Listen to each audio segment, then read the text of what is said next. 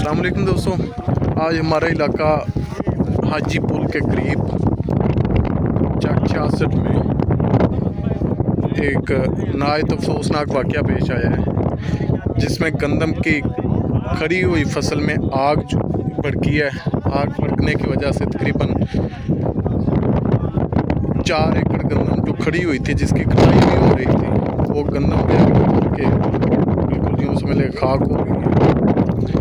आगे एक ढेरी गंदम इकट्ठी हुई पड़ी थी, तो आग तेज़ हवा के शोले जैसे ही आगे तक फैले हैं, तो वो जो गंदम की एक ढेरी इकट्ठी थी उसको भी आग ने अपनी लपेट में ले लिया।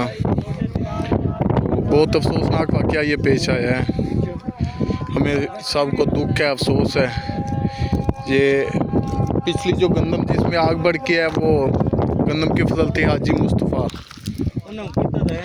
और अपनी वो गंदम की कटाई उन्होंने हार्वेस्टर मशीन डाली हुई थी, और कटाई के दौरान ही ना जाने पता नहीं कोई फायरिंग स्टार्ट हुई है या किसी ने कुछ शरारत की है, तो इस वजह से फिर आग ने पूरी गंदम को अपनी लपेट में ले लिया, जिसकी वजह से बहुत ज़्यादा नुकसान हुआ है।